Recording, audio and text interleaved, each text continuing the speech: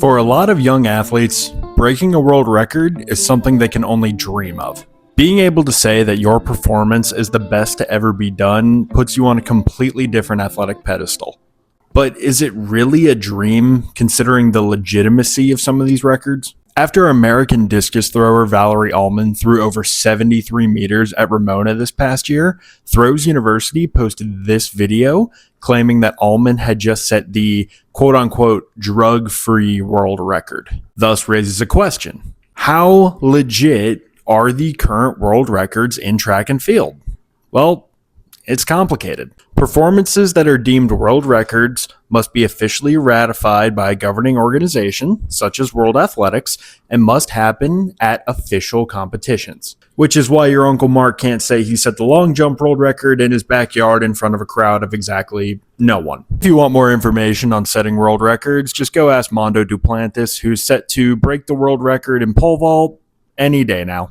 Again, which I fully respect. Mondo, chase that bag, you legend. To start, I want to go back in time to a couple countries that no longer exist legally, but certainly still exist in spirit, being the Soviet Union, or USSR, and East Germany, or the abbreviation GDR. After World War II, Germany was split into two parts, with the western side being democratic and siding with countries like Great Britain and the United States, and the east side being communist and another satellite state for the Soviet Union. The country was unified in 1990 after the iconic fall of the Berlin Wall. Gorbachev, tear down this wall. Tear it down. Reagan, smash. Before all of that happened, though, East Germany and the USSR were desperate to show the world that they were a force to be reckoned with. And as we all know, you don't do that through human rights or education or healthcare. Oh, no. You do it through sports. And to the naked eye, East Germany appeared to be an athletic powerhouse. In the 1980 Moscow Olympics, they won a whopping 126 total medals, with 47 of them being gold. And for reference, the population of East Germany in 1980 was between 16 and 17 million. Today, that would be the 75th largest country in the world, on par with Zimbabwe. A country that small having that level of dominance was unheard of, and a lot of people struggle to believe it. But it wasn't just great genetics that caused the success, it was actually much more unethical practices. In the early 1960s, East Germany and the USSR were desperate to show how communist countries could turn athletes into ridiculous phenoms. So they started taking children and separating them from their families and putting them in insanely rigorous training programs. The program separated kids from their families at an extremely young age, some as young as 10. They were put into programs that involved 3+ practices a day and intensive weightlifting. The training regime was really tough. We trained 3 times a day, and when we weren't training, we did physiotherapy, sauna, and yoga to recover. We were like well-bred horses waiting to race. A rigorous training schedule wasn't the famous part of the East German system. It was something a lot darker. After the reunification of Germany in the early 1990s, documents showed that it was a state-sponsored program by high-ranking officials to push steroids and doping on all GDR athletes. Desperate to show the world the dominance of communist athletes, East German officials pushed high levels of steroids on all athletes, even children. All of this was under the watchful eye of the Stasi, the East German secret police. Athletes who refused the substances not only lost their athletic sponsorship, but were also blacklisted by the Stasi, which put their privacy at risk and, in general, just their safety in harm's way. The steroid of choice was oral turinabol. Forgive me if I'm screwing that up. Coaches and trainers constantly badgered the athletes to quote-unquote take their vitamins.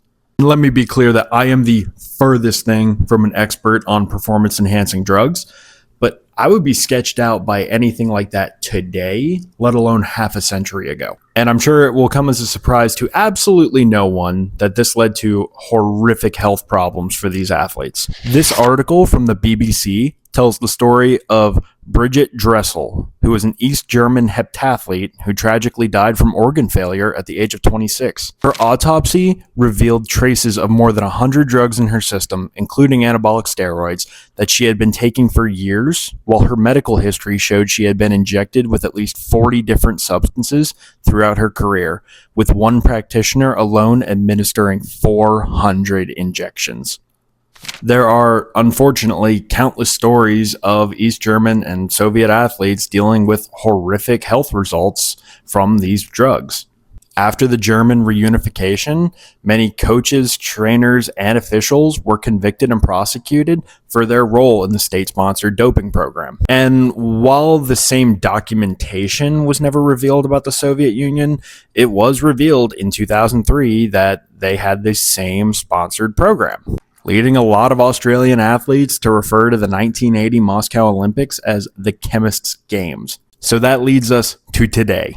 While Olympic medals will forever be a part of history, thankfully, a lot of these world records from these communist athletes have been wiped from the record books. If you're a guy.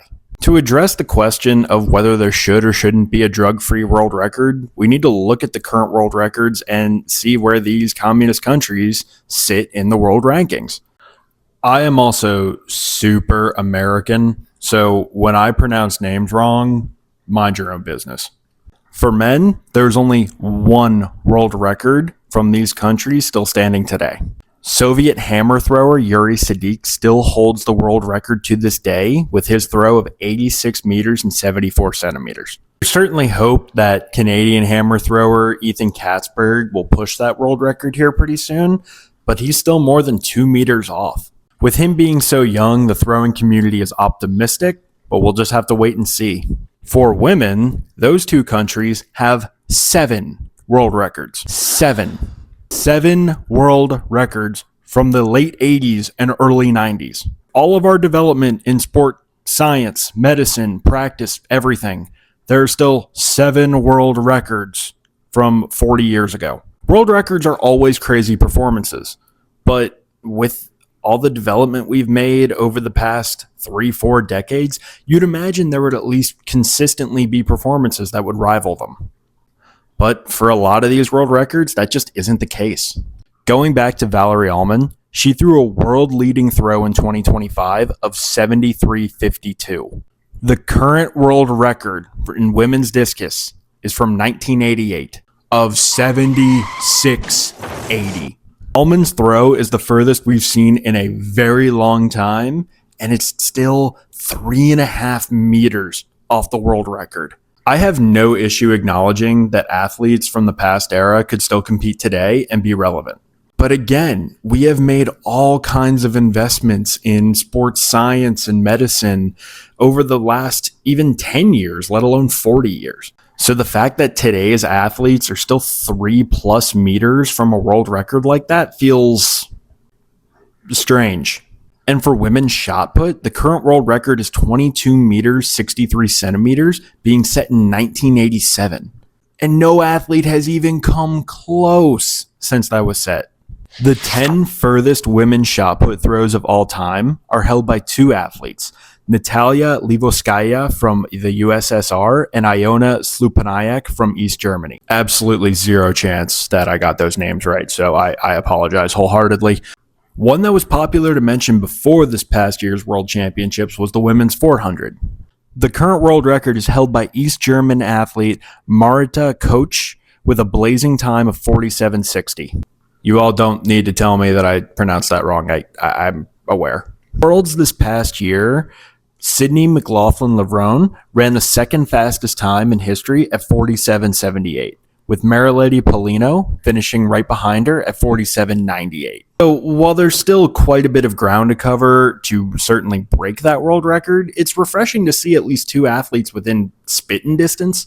As for women's shot put, the world leader from this past year was American Chase Jackson. She threw a PR of 20 meters 95 centimeters, which is tied for the 358th furthest throw of all time. 358th. Also, please note that I'm saying throw, not thrower. There are not 357 throwers in front of her all time. There's 357 throws. The top female shot putter today doesn't even have a mark that ranks top 300 all time. I don't know about you, but that feels wrong to me. Allman's throw currently ranks 10th all time, with East German athlete Gabriele Rensch having the world record and Czech thrower Zdenka Silhava having the second furthest throw of all time. Silhava, who was banned in 1984 for illicit substances. So, should there be a drug-free world record? Well, I think it's a conversation worth having, especially for women. And look, we're far from where we need to be in regards to support and research for women's athletics. However, I don't think it's a necessarily hot take to say we're doing better than a random communist country from 40 plus years ago. But the distances we're getting today aren't even sniffing the distances from 4 decades ago. And that's suspicious, to say the least. That being said, I don't want to shame these Soviet and East German athletes. I know that sounds weird, not wanting to shame the athletes that technically cheated, but hear me out for a sec. Let's not forget that in all reality, these athletes were the victims. Substances were forced on them, and if they said no, they were blacklisted by a communist secret police. You tell me what you would have done.